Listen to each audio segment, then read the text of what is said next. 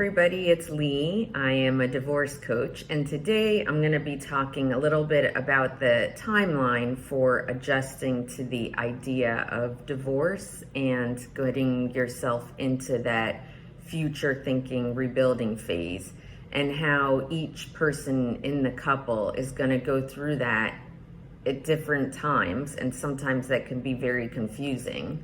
So if you think about any change in life, when something is not working, it starts to be frustrating and disappointing and heartbreaking, and you reach a point where you hit like kind of rock bottom when you recognize, okay, I can't do whatever this is that I'm not liking anymore.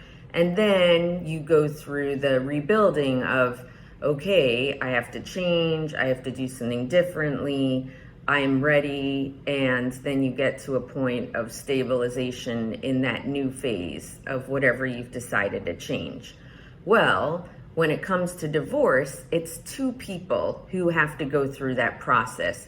And sometimes one person in the couple goes through that downward slant of, I'm not happy, I need out, this isn't working anymore. And this person over here doesn't even realize that the other person in their couple is like getting to rock bottom where they're like, I want out. I'm over and done with this relationship. And they tell the other person, hey, I'm out. I'm tapping out here. And this person now has to go through that downward slant while this person is going through their rebuilding slant up and stabilizing and maybe getting ready to date or things like that. And this person on the other side is looking and saying, how did they move on so quickly? How are they healing and rebuilding? I'm still in this like absolute free fall.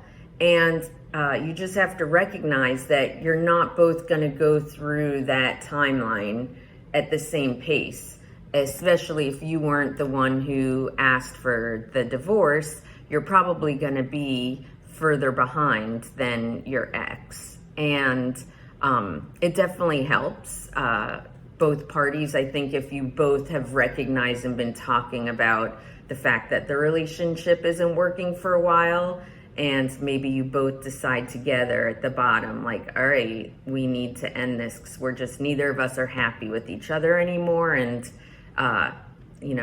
we just can't seem to make it work.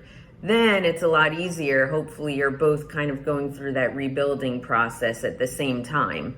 But most of the time it probably doesn't work that way. And we all deal with and process our emotions and handle discomfort in so many different ways at so many different paces. So there is no one right or wrong way. And if it looks like your ex is going through the grief or isn't going through the grief, it can be very disheartening to feel like you're the only one that is sad or hurting.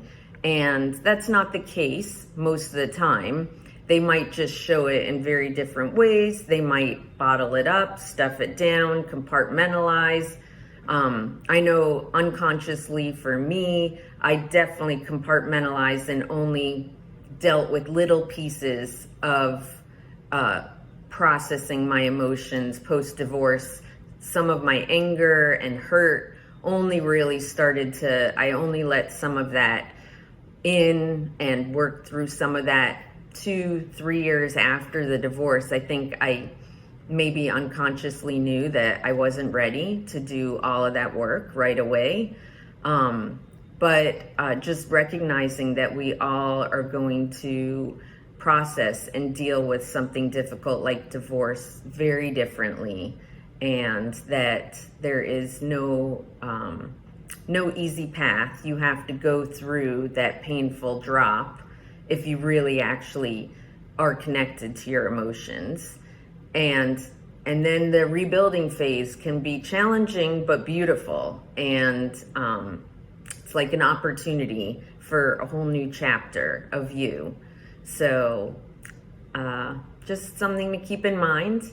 I hope you are well and doing the best you can, one day at a time, and you will get out of the dark if you are there right now. I promise.